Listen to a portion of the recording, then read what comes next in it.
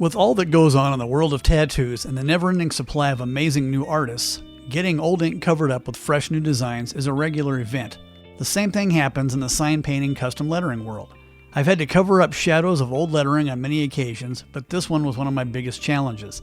The difficulty of this was twofold. First off, the boat is in the middle of being painted, so I couldn't just mix up some one shot and bury it, as this required a bit more tact. Being that it's all sanded and ready for clear, I couldn't just dive in and make a mess with my airbrush and chance missing a spot that could get cleared over. It was time to get creative. The original paint and lettering was done in the 80s, and after the paint was freshened up, the only thing left was the lettering. This one wasn't the normal deal though. It was done with a mask and cut into the original gel coat, so not only is it shadowed, it also has a carved outline. Being that the entire boat was cleared and sanded, there wasn't an edge to paint over, just a colored cut mark. The original name of the boat was pretty creative use of the owner's last name Harte, spelled H-A-R-T-E, and calling it Heart Attack. When the boat was finally sold, the new owner didn't have the same last name but figured he could just change the spelling and keep it. The lettering style was cool, so leaving the word attack in place was an easy decision.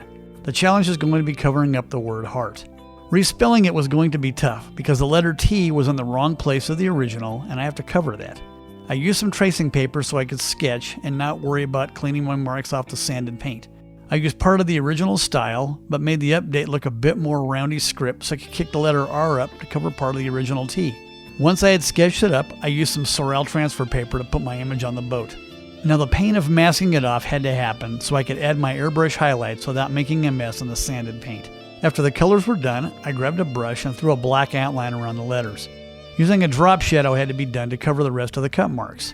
After adding the original style numbers on the side, it looked like new and you'd never know there was a different name on top. You can do anything if you just put your mind to it.